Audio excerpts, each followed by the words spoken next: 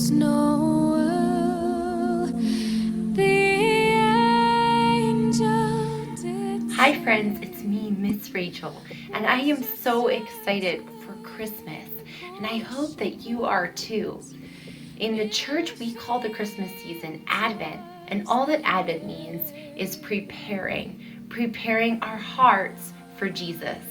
So each week during Advent, I am going to have a story time, and I've chosen some of my favorite Christmas stories that help me prepare my heart for Jesus. So the first story is one that you probably have at home, and it is the story of Jesus' birth. If you have the Jesus Storybook Bible at home, you can go grab it and you can read along with me. We're going to read the first part. We're going to read He is Here. And this is the Nativity from Luke chapters 1 and 2. Everything was ready. The moment God had been waiting for was here at last. God was coming to help his people, just as he had promised in the beginning. But how would he come? What would he be like? What would he do? Mountains would have bowed down, seas would have roared, trees would have clapped their hands, but the earth held its breath. As silent as snow falling, he came in, and when no one was looking, in the darkness, he came.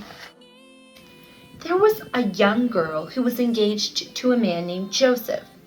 Joseph was the great-great-great-great-great-grandson of King David. One morning, this girl was minding her own business when suddenly a great warrior of light appeared right there in her bedroom. He was Gabriel, and he was an angel, a special messenger from heaven.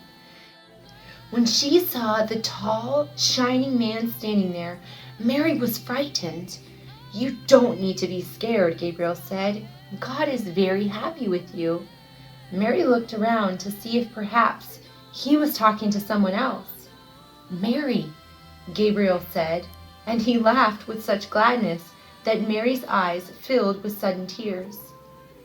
"Mary, you are going to have a baby, a little boy, and you will call him Jesus. He is God's own son. He's the one. He's the rescuer.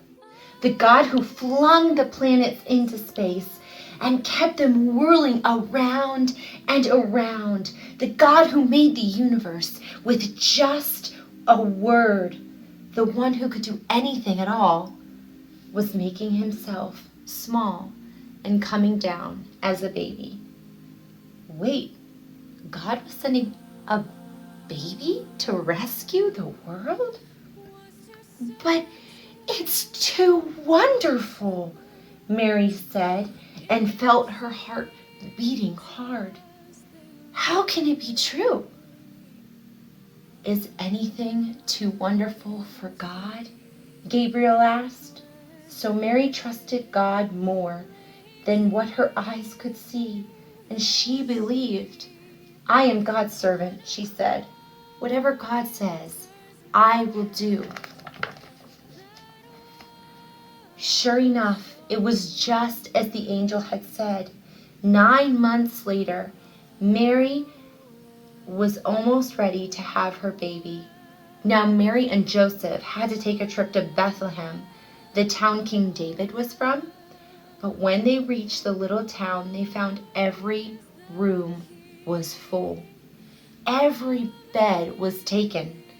"Go away," the innkeepers told them. "There isn't any place for you." Where would they stay? Soon Mary's baby would come. They wouldn't find anywhere except an old, tumble-down stable.